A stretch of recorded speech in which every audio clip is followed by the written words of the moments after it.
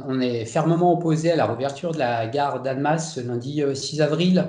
Depuis le 18 mars, en fait, et par rapport à des cas suspects Covid au COLEX, donc Centre opérationnel du Léman Express, et un cas avéré Covid-19 au PGRA, qui sont les aiguilleurs du Léman Express, il n'y avait plus de trains qui roulaient sur la Haute-Savoie et la gare d'Annemasse était fermée puisqu'il n'y avait plus l'effectif avec les rangs de confinement générés par ces cas suspects Covid pour pouvoir faire rouler des trains.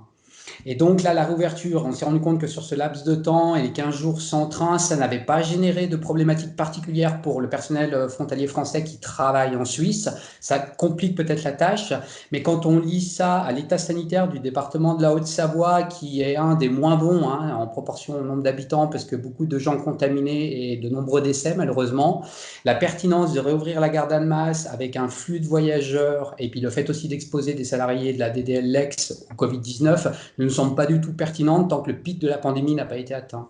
Vous dénoncez notamment le manque de protection.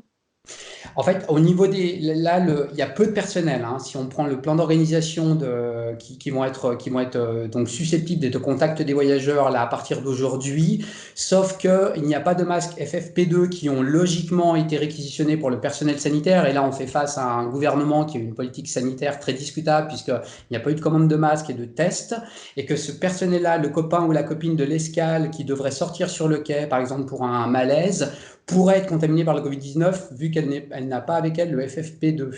Alors, vous appelez à faire jouer le droit de retrait. C'est une préconisation, le droit de retrait reste toujours un droit individuel. Donc si les salariés de la DDLX qui pourraient être au contact ne se sentaient pas en sécurité, ils peuvent faire valoir le droit de retrait. On peut supposer pourtant que la réouverture de cette liaison arrange bien des personnes, hein, bien des frontaliers qui vont travailler et qui, depuis plusieurs semaines, 3 semaines quasiment maintenant, eh ben, sont embêtés justement puisque cette ligne est fermée. Vous n'avez pas peur, en disant qu'il ne faut pas la réouvrir, en vous opposant à cette réouverture, finalement, ben, de laisser des gens sur le quai de la gare, sans mauvais jeu de mots?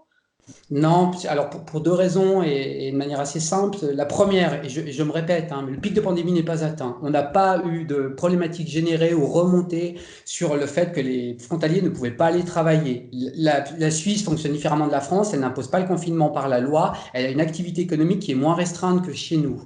Ceci dit, les frontaliers qui continuent de travailler peuvent se travailler. Pour s'y rendre, c'est un peu plus difficile et je conçois que ce soit pas agréable. Ceci dit, quand il y a un risque sanitaire majeur dans un département où les hôpitaux ne vont pas être en capacité d'accueillir des gens qui pourraient être contaminés, est-ce qu'il n'est pas mieux de prendre sa voiture, de mettre un peu plus de temps pour aller au travail et de ne pas se retrouver à plusieurs dans un espace confiné comme le train où là on pourrait continuer à propager le Covid-19?